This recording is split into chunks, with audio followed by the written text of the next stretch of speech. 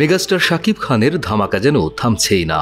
একের পর এক সিনেমায় দুর্দান্ত পারফরম্যান্সের পাশাপাশি তার আউটলুক তাক লাগিয়ে দিচ্ছে ভক্তমহলে। আসন্ন ছবি তাণ্ডব নিয়ে এখন আলোচনায় শাকিব খান। এবার তার নতুন লুকে তোলপাড় সামাজিক মাধ্যমগুলো।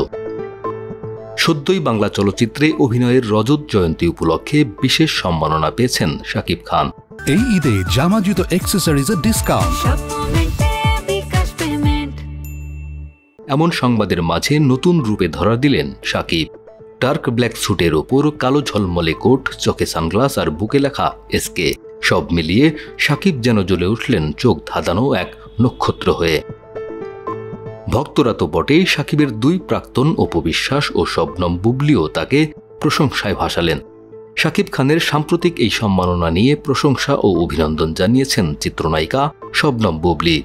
গত শুক্রবার সন্ধ্যায় সামাজিক মাধ্যমে শাকিবের দ্বিতীয় প্রাক্তন স্ত্রী লিখেছেন, আমাদের চলচ্চিত্র জগতের সবচেয়ে শক্তিশালী megastar one and only Shakib খান।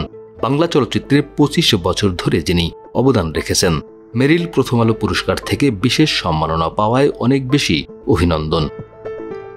বুবলির পোস্টের পর বসে থাকেননি অপু বিশ্বাসও। শাকিবের প্রশংসা করে অপু লেখেন, অভিনন্দন মাইকিং শাকিব খান। আসছে কোরবানির ঈদে মুক্তি পাচ্ছে শাকিব খান অভিনীত সিনেমা তাণ্ডব।